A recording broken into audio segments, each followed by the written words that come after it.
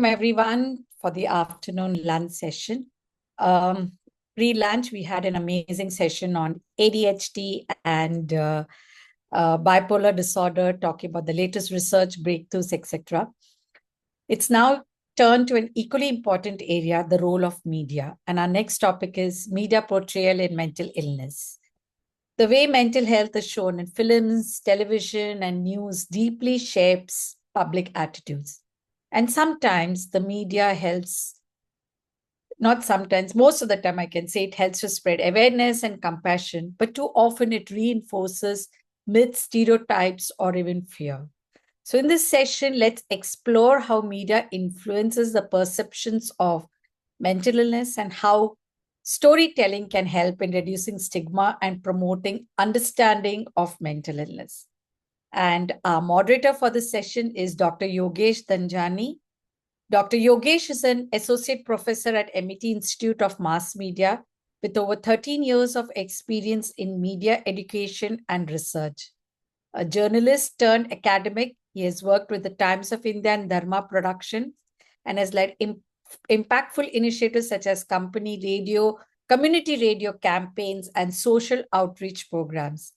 His expertise spans social media literacy, communication innovation, and privacy ethics, and he continues to combine academic rigor with a passion for social change and mental health advocacy. All over to you, Dr. Yogesh. Good afternoon, everybody, to this special session today. And thank you, ma'am, for the lovely introduction. So our theme today, like ma'am said, is media portrayals in mental health. And it explores how the stories we see, hear, and read shape the way society perceives mental well-being. Media doesn't just reflect reality, it also creates it. The way mental health is shown in films, news, and social media can either build understanding or deepen stigma. So it's like a two-sided coin. Either it can really make you aware about what's going on, or it can completely change the way you think about mental health. I am Dr. Yogesh DDhanjani. I'm honored to be moderating this session. We have an incredible panel with us today. Experts, storytellers, change makers who are helping India reimagine its conversation around media health. So let me introduce you to the panel today. Let me begin by introducing our first panelist, Dr. Harish Shetty. Dr. Shetty is a distinguished psychiatrist with over 3 decades of experience in community mental health, disaster relief, and mental health advocacy. He has conducted thousands of workshops across schools, colleges, corporates, and judicial institutions with a special focus on suicide prevention and resilience building. He has been actively involved in providing psychosocial support during major disasters in India, including the Latur earthquake, Kandla cyclone, Gujarat riots, and Mumbai floods. Dr. Shetty has also worked with the Bombay High Court on critical issues such as rehabilitation of children in care homes, inclusion in schools, and reunification of persons recovering from mental health with their families. Beyond clinical practice, he is a prolific writer and columnist who regularly contributes to leading publications to spread awareness about mental health. Welcome, Dr. Shetty. Our next panelist is Ms. Ira Khan, founder and CEO of Agatsu Foundation. Ira has lived with clinical depression since the age of 18 and was diagnosed in 2019. She has since then transformed her personal experience into advocacy and action. She is a suicide prevention gatekeeping instructor, a HAP counselor and trainer at Agatsu, and regularly conducts sessions on emotional hygiene, which is Agatsu's core mission for society. Ira is also a passionate mental health advocate who has spoken through talks, panels, and podcasts. Her foundation, Agatsu, is an invitation for everyone to confront the unknown within and find their own truth. Welcome, Ira. And our third panelist is Mr. Naawaz Kochra. Naawaz began his journalism career in 2014 with Stardust magazine and went on to work with leading media houses such as Zoom TV, Zee, Miss Malini, Cine Blitz, and Bollywood Bubble.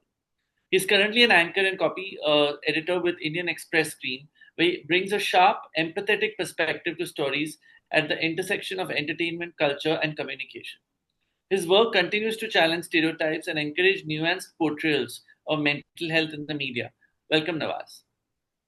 So let's start with a broad question to set the tone. When you think of mental health and how it is shown in our films or social media, what is the first image that comes onto your mind? What do you think? Ira? Like, what is the first thing that you feel when you see issues related to mental health that come around?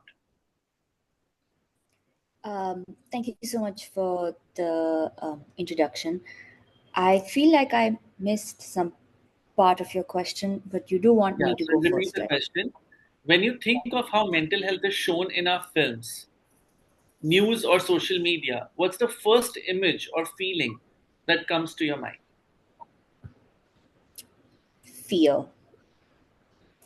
I think because most times I've seen it not handled in the best way.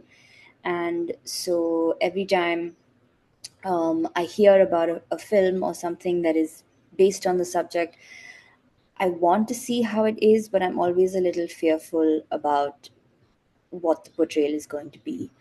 And I think, especially on social media, I have rarely seen sensitively handled content. So, yeah. Dr. Shetty, what is your perspective? What is the first thing that comes to your mind when you see this happening? I think the first image I get is the news. In spite of educating editors, journalists, desk writers, uh, they tend to forget that the media guidelines by the World Health Organization is very clear: never to show the news when you actually post. Now, but what happens is, I don't blame the journalist. The journalist does a good job, and suddenly at night, when the copy is to be made, the desk says, "Let's make it sexy," and the news comes in. The second thing is the story and the headlines have no connection. It's very, very common. The story is clean, educative, but the headline has no connection at all. But having said this, I would say that things have changed to a very great extent. Yogesh, things have changed to a very great extent. And one milestone I can remember, Yogesh, is Shabnam Minwala fighting in the edit teams of Times of India in 1998 and making Mark Talwalkar one of the first users of mental health to talk.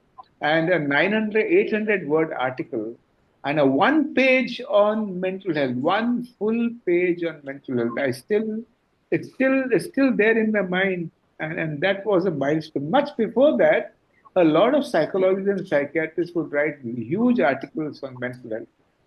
Now, if you allow me to not to demonize the media, but to also talk about the nice things, I'll say this, or if you give me time later, I'll talk to you later.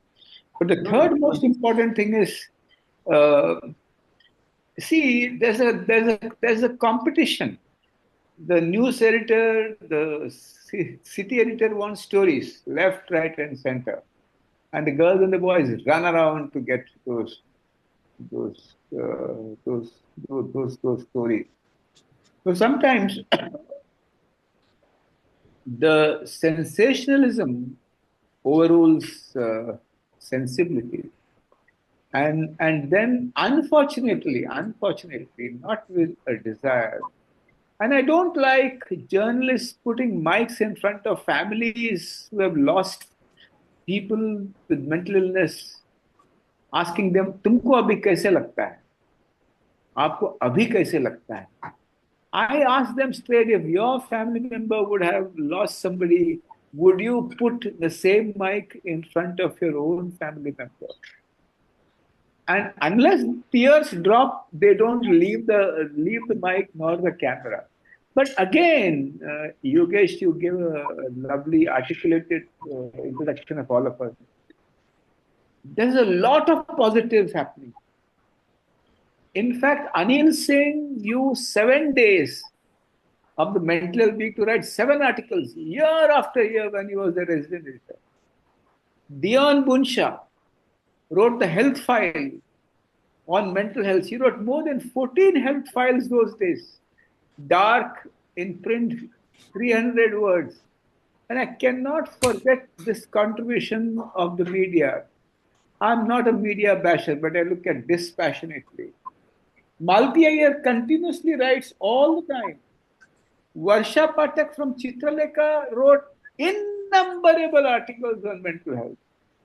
He asked me to write in English, he would translate that in Gujarati. Sudha Shrimali from the Navbharat Times looks for an opportunity to educate people on mental health. Bala Subramaniam was once a little skeptical about mental health, but then he gave a free hand for everybody to write and fill those spaces. Jojo would say at that time, you all know who he was, that every family has a child, and every family would like to read news about children and write positive mental health news about children. And he instructed his journalists to do that. And that was one of the milestones which really changed things. Vinod Menon is a new convert from midday.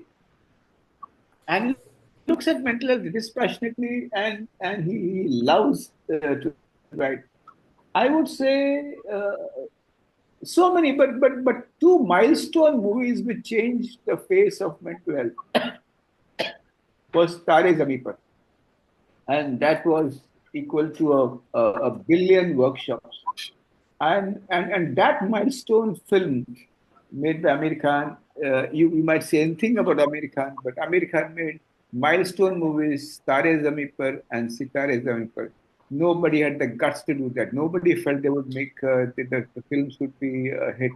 I think there's a huge landscape of people doing great work in mental health. But I filed the National Human Rights Commission complaint against a movie where they made fun of ECTs and mental hospitals. I forget the name of the movie, but I lost the case. I don't know why they did not uphold my complaint. But my advice is Yogesh, when you see something not right on the media, even in TV advertisements, I've seen things going wrong. Even in social media posts or anywhere, our job is not to express our ire or use drawing room rage to talk about it. Pick up a pen, pick up your computer, and write straight to the advertisement board or the National Human Rights Commission, and write as many times as you can. Number one. Number two, call up the editor, call up the news reporter, and help them understand. Once, lastly, I would like to say, I spoke on nocturnal enuresis. The journalist said, Yogesh, nocturnal emissions.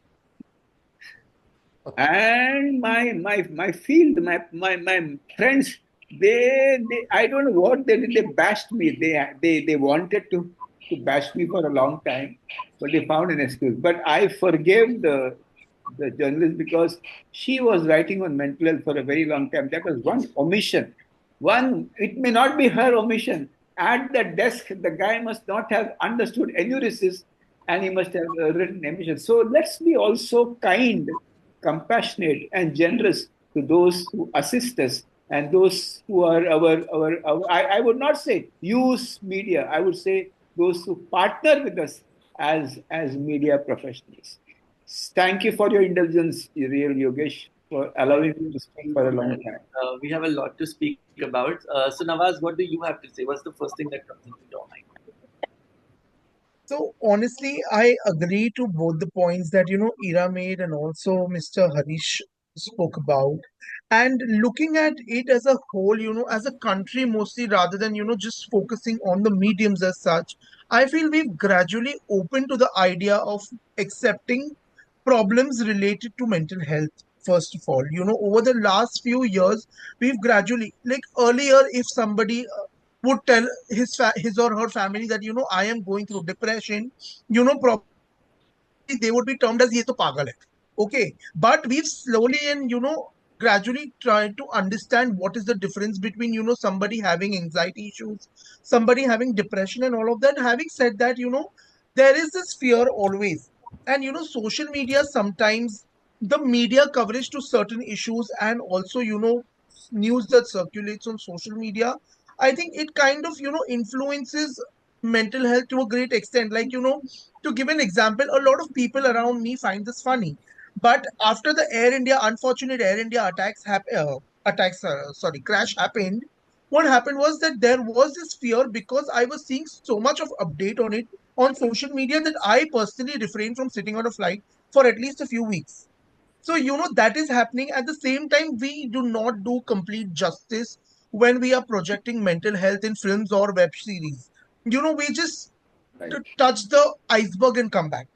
So that's been another thing, another problem that sometimes bothers me. And like Harish sir very rightly pointed out, media a lot of times shoves mics in the face of people, asking them, "Aapko kaisa lag raha hai?" Which is something I also fail to understand, because that is not at the core of journalism what we've all learned. But unfortunately, it's become the sad reality. Right. So, Ira is the right pronunciation of your name, right? Is it? Yeah. So it's Ira, Yes. and Ira, you have been so open about your own journey. How did media, whether supportive or judgmental, shape how people reacted to your story? Um, what do you think? How did people react? Were they judgmental? Were they more forthcoming with your thing, or did they judge you? Um, so usually I don't read my comment section because I've realized that it can very seriously affect your mental health. And I know that, there are various different types of people on social media. Sometimes they're not even people.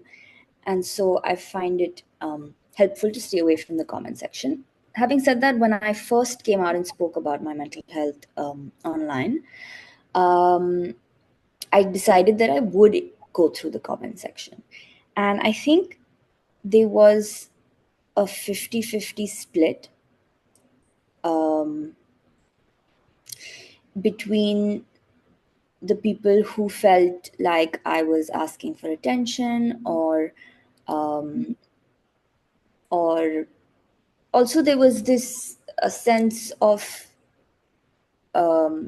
which I don't blame anyone for, because if you see my life on the outside, and if you're struggling to get food on the table, it must be very frustrating to see me say I'm struggling. And so I don't necessarily blame people for being like, how can you say you're struggling?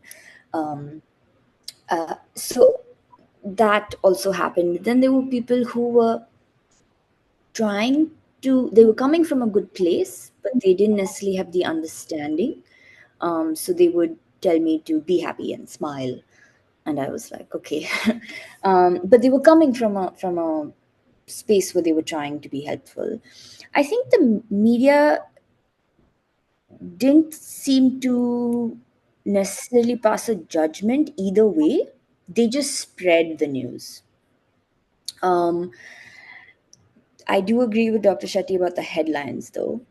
Um, and I have a thing to share, which I don't know whether it's appropriate or not. But the first time I spoke about my mental health, I put out a 9-minute video.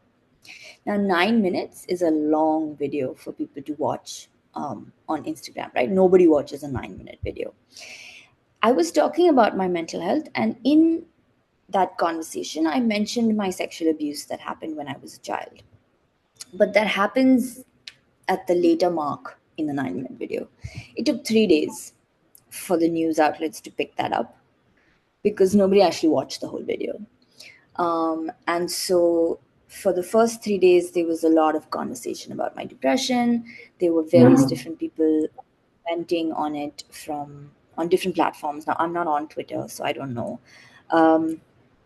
And then after that, the headline was only about my sexual abuse.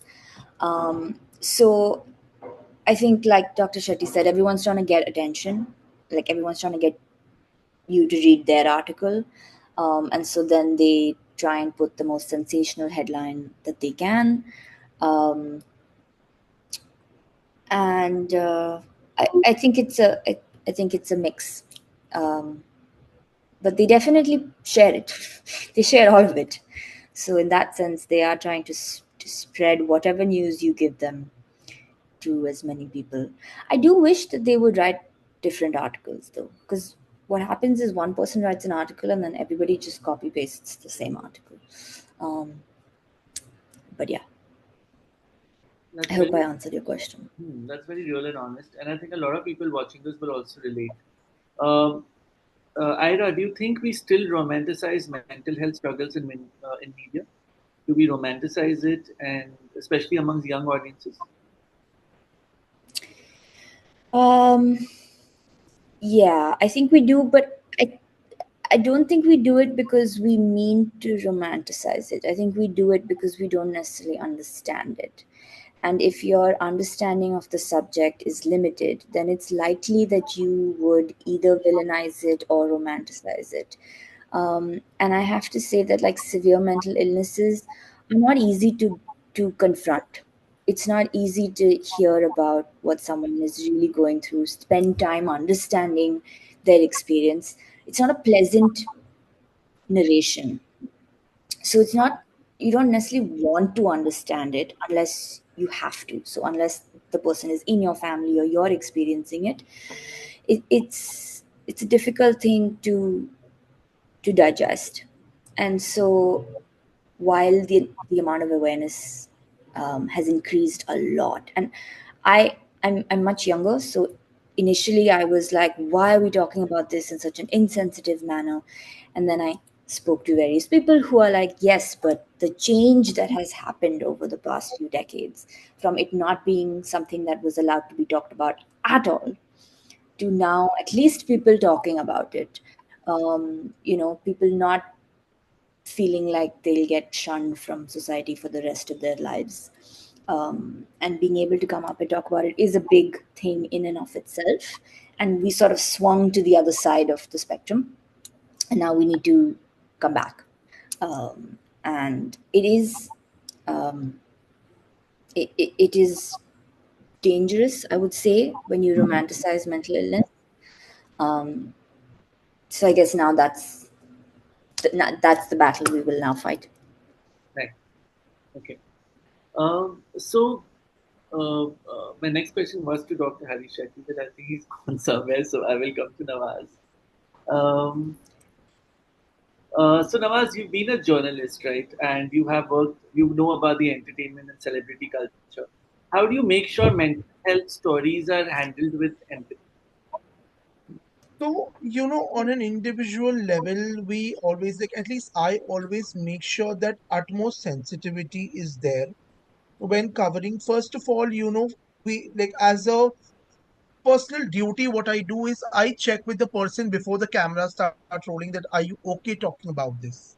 If not, we don't tap on the topic. Because usually what happens is there are a lot of people, just to get a few more clicks or views on the video, or, probably on the articles, they just end up asking some of the most bizarre and ridiculous questions at times. And, they do not even bother to check if the person sitting across is comfortable talking about it. And even sometimes, if let's say during a conversation, if a point comes up organically, there is a very gentle and subtle way of putting it across. Like, you can speak to the person about how their headspace was at that particular point in time. But you can, so there has to be a very strong sensitivity, that comes in while you are addressing mental health related topics with a celebrity also, for that matter. Because just because they are public figures does not mean that you just harp on their weaknesses or their vulnerabilities for your attention, like, just to get attention, for that matter. Which is why, I think on a personal level I do it this way, but then to each its own. And there are a lot of people who I've seen personally, for whom sensitivity does not exist. It's not a part of their dictionary, and that is why, they sometimes end up asking a lot of things in a wrong way, and that kind of backfires. Right. So, how much? How do you decide how much detail is too much?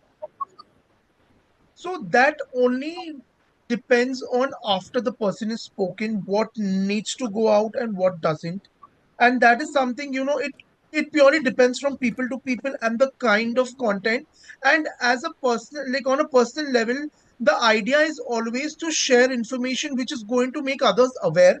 Because also what happens is when a celebrity is sharing their story of going through a struggle mentally, a lot of people look up to them, so they associate, and they can probably relate that they are probably going through something similar, and that might help them identify what is happening with them. Which is why, as a personal like on a personal level, the idea is always just to make, just to strike the relatability factor with the audience, rather than just using it for sensationalism. But again, I cannot speak on behalf of the entire industry for that matter. But have you been in a situation where they actually pressured you to cross your boundary? We recently saw that a famous social media influencer passed away, and media was going after the husband, saying, "How are you feeling about it?" Have you been in a situation where you didn't want to do it, but you were pushed to do it? Yeah, see, there are times that also happens. Like, for example, when Sri Devi ji died, okay, I was working in a very reputed organization that time. And I remember 3 days, none of us went home. We all were in office day and night, tracking all the possible information, talking to as many people. And, that time, all the kind of sensitivity was out of the window.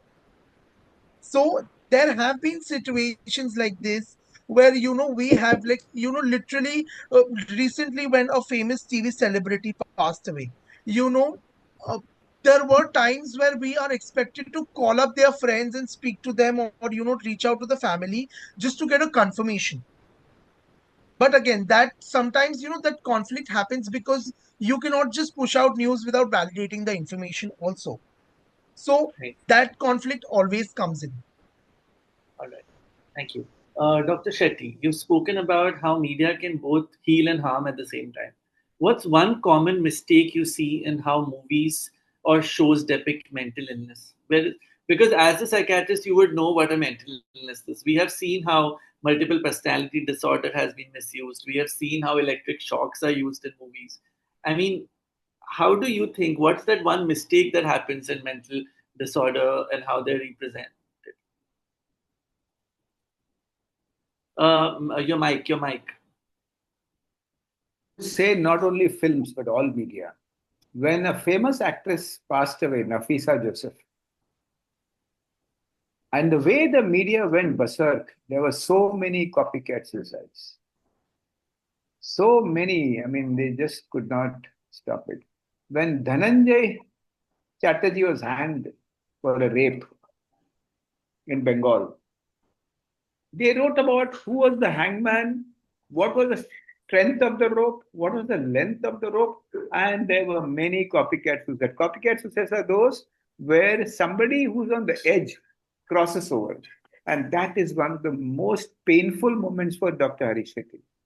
Well, the most famous is when a very famous actor died of self-harm. Now it has been proved by CBI that the case is closed and he died of self-harm. All the TV news channels went berserk, spreading myths about self-harm. They took my name because I had seen him only once, very early. And I had people waiting in front of my homes with cameras and vans.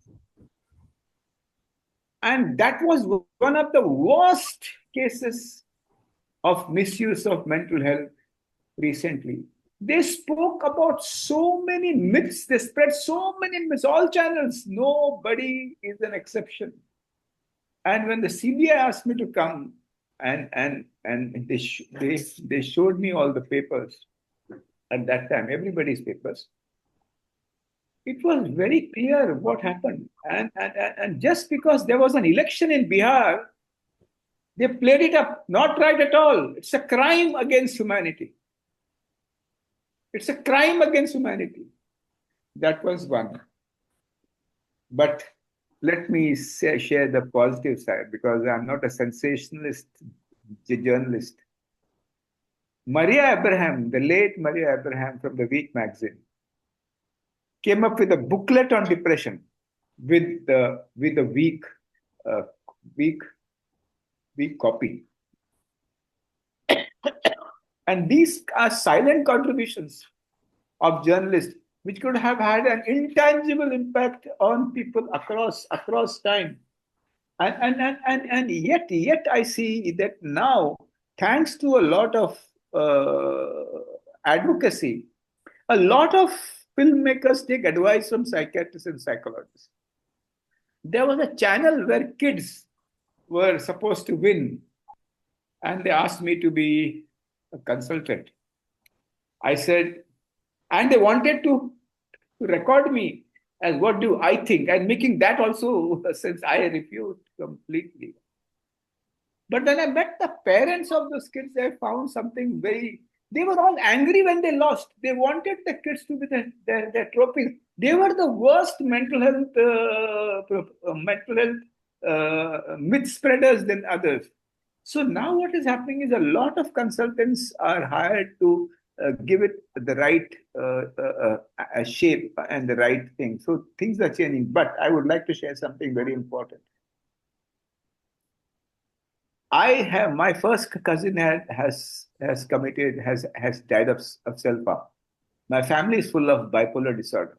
I never knew about it. When I was a small child, I used to go home, and I would hear that in the six houses, one would not talk for 6 months, and the other, and they would not talk for 6 months, and then they would start talking. And in every home on my father's side, one person died of self-harm. So when people like me and Ira talk about it openly, this is what it is. This is so common, and this is what we can do.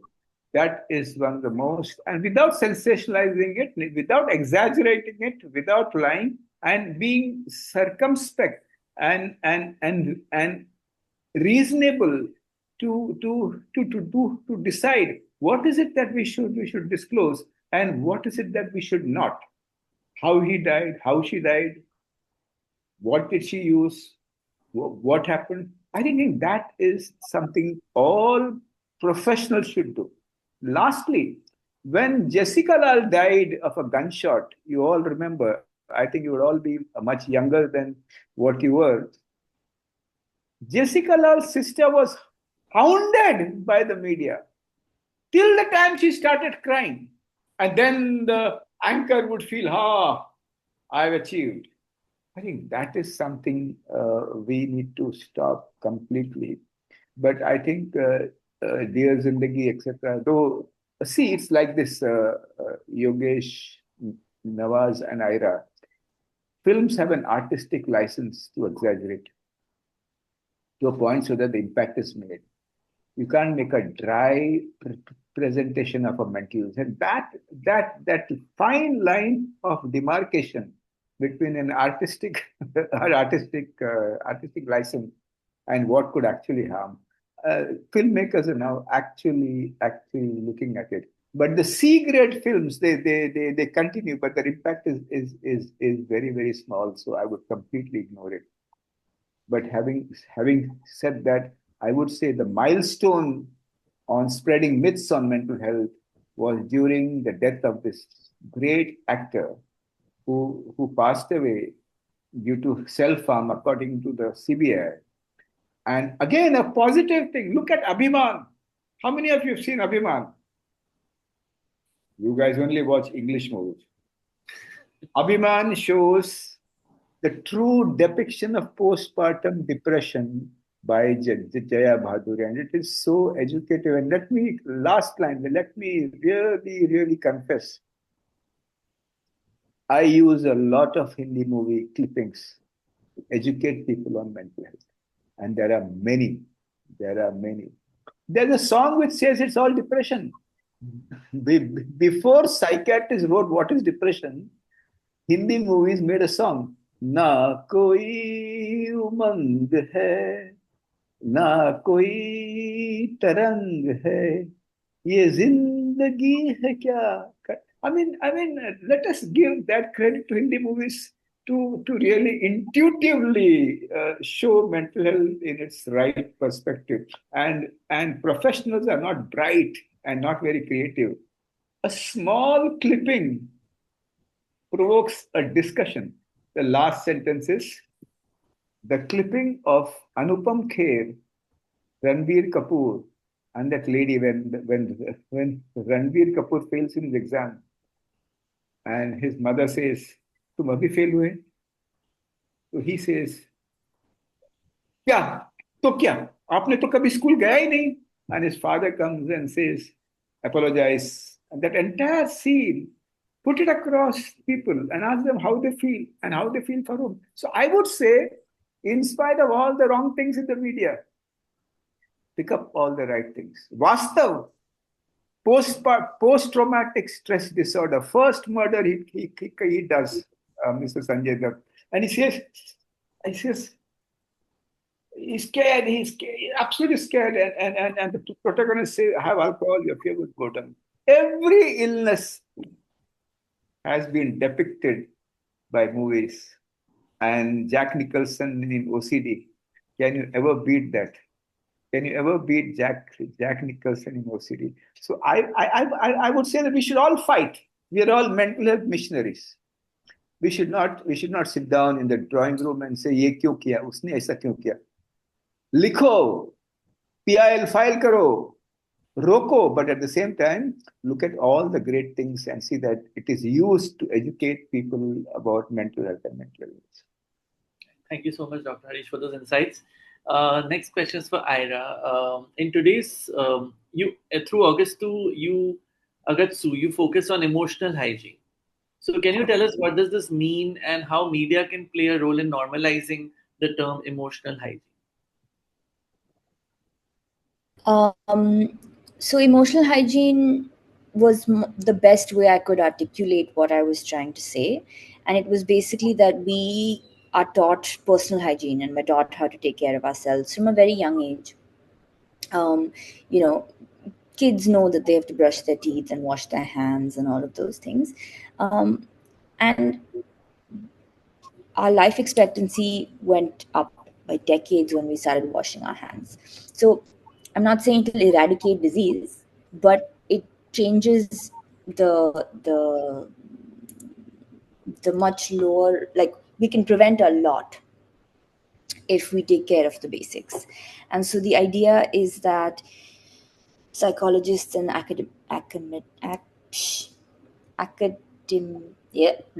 cannot say the word right now. Yeah, that for some reason it's not formulating in my mouth right now. But they've done so much research. They know so many things, and it's just not reached us. And it baffles me because any other industry, when you make progress and you discover new things, it very quickly translates into real world practices and what we use in our day-to-day lives. But I realized that was not happening with psychology and emotional well-being, and so what we're trying to say is that let's take all of this very useful information that can help in a preventative manner to everybody. So in schools and for parents, all of these people can be taught the basic things that science has figured out. And it can really make a difference to all our lives because, like we know, the treatment gap is so high, the number of professionals is very low. And so if we focus more on prevention and well-being, then we would, less people would reach the disorder part of the spectrum.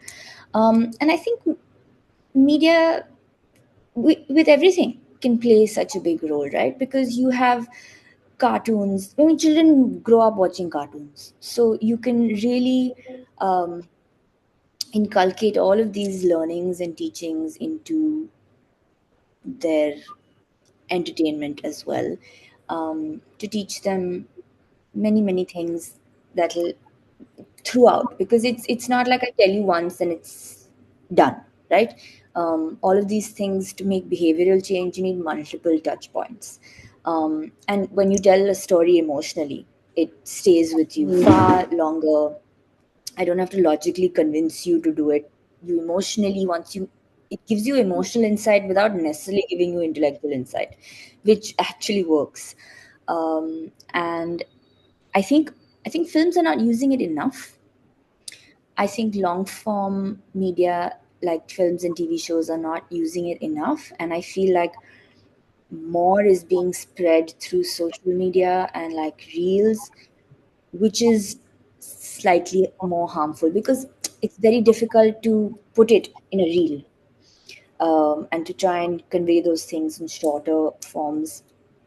And so I think if we put in more thought out effort into integrating it into the longer form media that we generate, it will balance it out better.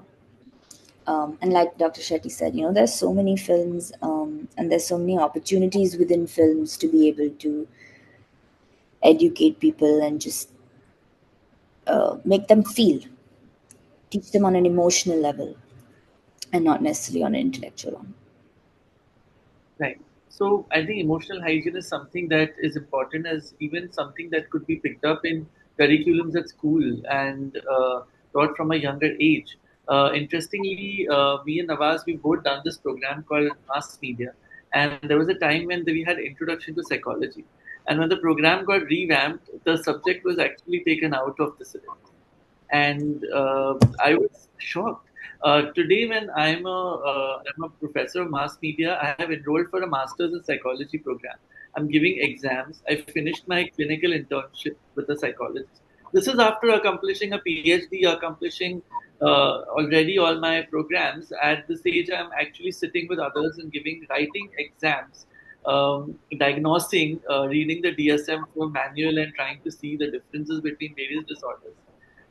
Because I feel that in my classroom full of students, every student has some nuance or something inside him that can get translated into something that needs attention.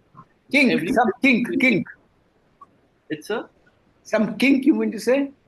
Yeah, something is there inside everybody that can be termed, that can be diagnosed, not a disorder but a way of thinking perhaps, or something that a person carries. I think that's why my next question to Nawaz is, do you think that training in mental health is necessary for journalists today? Do you think it's important? Absolutely, because what also happens is, especially the newer lot of journalists who are coming into the industry also, a lot of them are self-aware of what mental health is all about. However, when it comes to covering the issues, they do not know how to go about with it, which is why it is very important for journalists to get trained. And like you interestingly mentioned, the mass media students should study what psychology is all about. And because understanding the psyche of your subject is also very important, when even when you are talking to anybody for that matter, this the core elements of the basic humanity, the basic values, that the empathy that you need to maintain with one another is something that can only come in when you actually studied about it. And once again, like, while like we were discussing how psychology has been eradicated from the mass media syllabus, on a on an organizational level also, educating them about these boundaries is very important. And that is something that can only come with a formal training. So I really think that it is very important to provide this to the journalist. In fact, this was one of the recommendations I made to the Board of Studies, saying you can't eliminate psychology. No, it's a very generic subject. What is the need? Why would they learn why memory is important, why learning is important? I said, we are human beings are made of cognitive processes. We have thinking, learning, speculating, uh, everything happening all the time. And media is all about this. And therefore, it's very necessary. Let's see how the future is as we move forward. We would like that included somewhere. We have a question. Interestingly, Yes, I just want to make one more point. Interestingly, a lot of people do not know the difference between listening and hearing somebody out. yes, So, yes. and that is what psychology actually teaches you, that what is the difference between these two. So, something so basic also needs to be taught. Correct. Absolutely. One of our participants here has asked a question, and this is more to do with marketing. Mr. Sushant Suresh has asked, As a marketer, what responsibility do brands have in shaping conversations around mental health and how they can do so authentically without it seeming like trend or opportunistic? Who would like to answer this question? So unmute.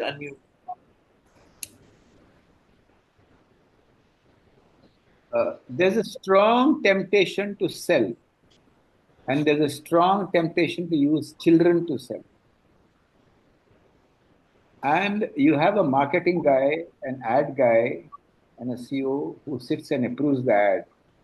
He does not want a bland scale ad. But the point is, creativity is where how you articulate the ad. And understanding mental health would not mean creating a scare. Understanding mental health is not about creating a hyper anxiety. The balance, I think, is very important. And I would add, when you said that you need a course in mental health, every course needs to have mental health. Well, the MBA, you know how much violence is there in the corporates. Are you aware that the new study says that when there is violence in the corporate, heart attacks increase all over the world? People die because of humiliation and violence. I wrote about it. So I think 21st century is the century of mental health. If you have your being sane, you will succeed in every field. And those companies who treat their employees with respect make more money. Those companies which incorporate mental health make more money and there's more output. But then I want it now. They don't want it now. And let us look at the law firms, how they treat interns. They treat them like dirt, paying them 15 grand, asking them to work 16 hours and shouting and screaming at them. I think what has happened, sir, is that angst of globalization has infected all of us. You can't argue with an auto driver or a bike driver on the road. You can get killed, even if it's not your fault. So, in that sense, mindfulness practices and understanding of mental health has to be uh, a practice everywhere. And also, let us not look too much to the West. Psychotherapies evolved because of the context. In America, psychoanalysis was very popular once upon a time because the era was such. Then Americans became cognitive, so REBT and CBT became more popular. Then came the empty chair syndrome, that became more popular. But Harvard says do yoga. Harvard has been screaming hard and saying for mindfulness, do yoga. Harvard has copied Vipassana and converted into mindfulness by removing the Buddhist principles completely.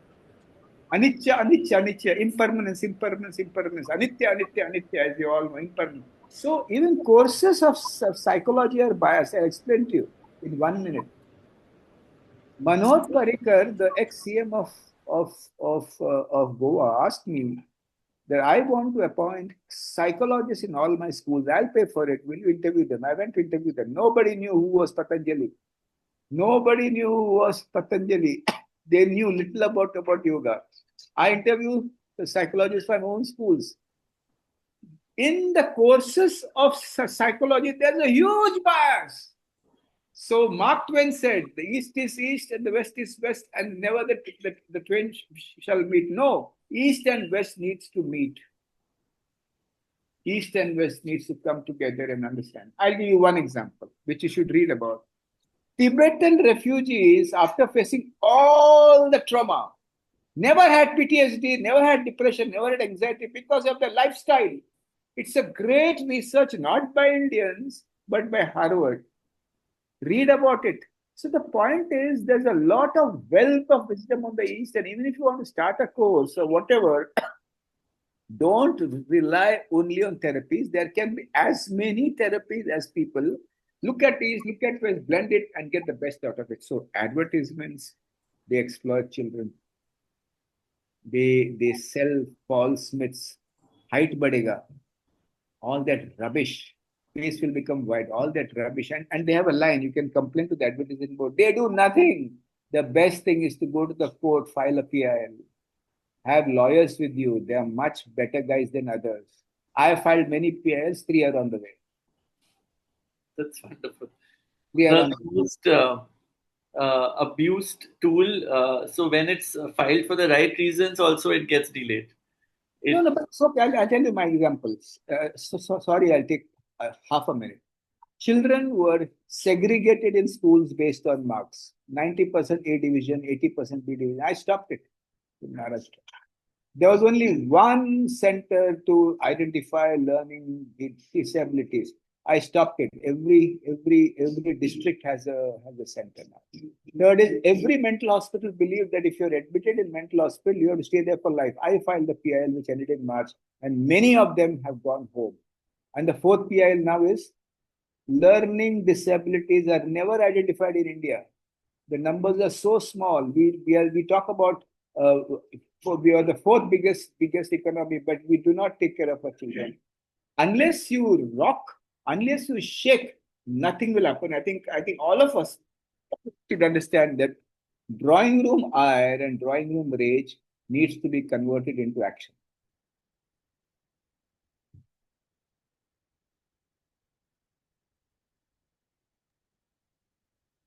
And who cares? Who feels what? Which government feels what? No, we don't care. All governments are same with respect to mental health. All are same. Big promises, nothing done. But now my friend here, who's here, Sachin, is a consultant with the Mental Health Authority of Maharashtra, is trying to push a lot of stuff in the state mental health authority. Can you believe that one man was staying alone, was unwell? He stopped his medicines. He had no friends. A friend had to go to the High Court to get him treated. Though under Section 100 of the Mental Health Care Act, he could have been easily escorted by the police and taken to the mental hospital and treated. This is the state of affairs, Yogesh. Mental health, nobody cares. So I think each one of us should take up one issue, Ira and everybody, and knock the doors of power without fear, without shame. नहीं तो साला 100 साल के बाद your grandson and my grandson will debate on the same topic. Ira, you wanted to add? Sorry, Ira wanted to add. Yeah. I wanted to just say that, in answer to the question, I think that we often, whenever we get platforms like this and we have these conferences, a lot of the audience asks things like, as a marketing person, what can I do? And I want to tell them there's so many resources out there. Look for them.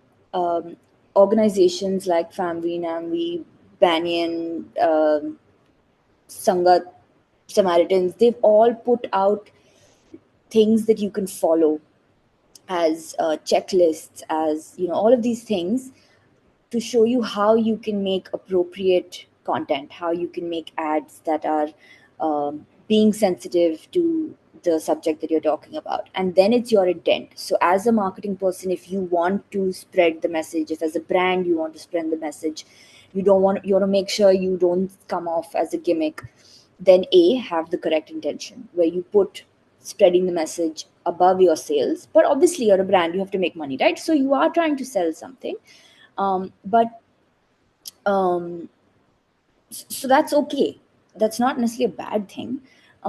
But if you keep the fact that you want to spread a message at the core of what you're trying to do, and lots of people have good intent but still make mistakes, and so for those, just look online, reach out to these organizations.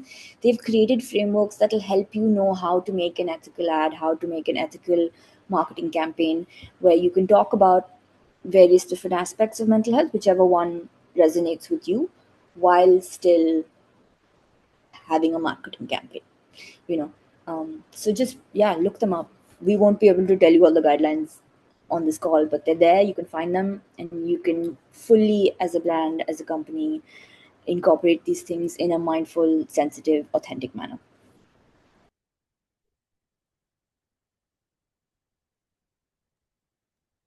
Hello. I think Yogesh, you were disconnected or something. Yeah, he's dropped off from the call. I was having some network issues, but I'm back. Yes. So we are just almost in the process of winding this meeting up. My question is a question that I think all of us would want to know. All of you all are doing your bit in the mental health journey. How do you take care of your own mental health? Like as a psychiatrist, you hear to a lot of patients every day. How is it that you maintain your balance, Dr. Shetty? Safe space versus a safe space. You have a place where you can be emotionally nude. हट गई है आज मेरी, मुझे गुस्सा आया, साला उसने मेरा दिमाग खाया, इतना दिमाग खाया, दिमाग का भूसा बना दिया. Safe space. That is number one. Number two, I believe in the practice of yoga and anapana. I see Buddha, the picture of Buddha behind you, Yogesh. I believe in anapana. I believe in yoga. Number three is lot of laughter and humor. But number four, in spite of all this, you make mistakes. Of course, we are not immune to the illnesses we treat, and we are as fallible as others. Be aware. Don't repeat the mistakes again. That is how it is. But one small thing which I would like to answer about marketing. Whenever I go to corporate, I ask them 3 questions. Do you have a mental health policy? Number 2, in your diversity, equity, and inclusion, do you employ the mentally ill? They talk about diversity, equity, inclusion. They win awards also. Huh? They will never employ the mentally ill. Number 3, if somebody comes and says, I'm depressed, will you exclude him or will you include him? Will you find ways by which he or she can be treated? And lastly, I'm very happy, Yogesh, Naawaz, Ira, when MDs and CEOs get depressed. I'm terribly happy. I'm escalated. I'm not escalated. See, I also lost words because of Ira. I'm ecstatic. You know why? Because when they take help and improve, they help everybody else. If they have a positive experience in mental health recovery, I've seen the topmost editors 30 years ago who would have sacked anybody who had depression, saved a lot of people because he had depression. So as activists, we are all activists. We have to negotiate, we have to build bridges, we have to indoctrinate, we have to bring them to our fold and see to it that they become mental health ambassadors. So I think at the end of it, one final message that you would like to give the journalists of tomorrow. Yogesh, I think Mr. Suresh wants to talk. Yes, Mr. yes. Suresh wants to talk something. Yes, yes, Mr. Suresh. Thanks to Dr. Harish Shetty. I know him since 20 years, not in person, but 1 or 2 conferences we were together in. Him also last year was done one. So I have taken his services for my niece who was a doctor, and then I was in L&T, Larsen and Toubro, and Dr. Shetty was also somehow connected with L&T also. The CSR part I could not discuss with him, but now I am promising that I will meet Dr. Harish Shetty, take that CSR part also, and whatever way I can support this from the point of view of caregivers, because he is the role model for me. I always follow him. I am very straightforward. I get straight to the point. So he is my guru. I would say take the CSR to Ira. She requires it very badly now. Yeah, definitely. Ira also a state car, and we have attended her foundation also. Yeah. Thank you, Suresh, for the compassionate words. Yeah. I wish there were many like this, and all those who come and say that they want to help us. We say you start your own organization also. Small things, small initiatives. Do little things. And for journalists, I have a lot of empathy, but you are our ambassadors, Naawaz, Yogesh, and if you can lead the initiative in small groups, small groups. We don't believe in providing information, but we believe in changing the mindsets. And if you can sit down and do that through personal experience, that would be a great achievement. And what course are you doing? MSc, MA? I'm doing an MA Psychology. MA Psychology, very nice, and congratulations. I wanted to do it from the University of Mumbai, but they told me I need a bachelor's degree in psychology. So I So went you- out of the IGNOU? way, found a university. No, I didn't go to IGNOU. I went to a private university in Indore. And I gave an entrance exam and I showed them that I can pursue this. And then I decided to go ahead and enroll for it.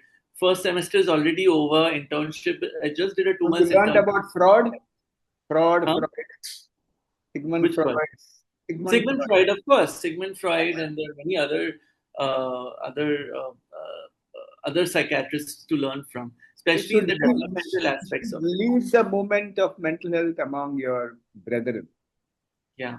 And we will all support you. Small meetings, not big, small meetings where we have very deep chats. Deep chats change the mindset. Right. Absolutely. Absolutely. So it was an amazing discussion today. We're at the end of our time. This could have gone on forever because this was so interesting. And we would like to thank NAMI India and FAVMI to organize this wonderful, beautiful conference that came in today that gave us some amazing insights. Thank you so much, Dr. Harish Shetty, Ira Khan, and also Naawaz Kochra. I think we all can take this cause forward from here on, and we can be the best advocates for this. So thank you so much for coming in. Thank you, Saraswati Suresh ma'am and Akila ma'am and Sachin sir and all these people here, wonderful people who got this platform together to discuss these amazing stories. So we will now move into our next session.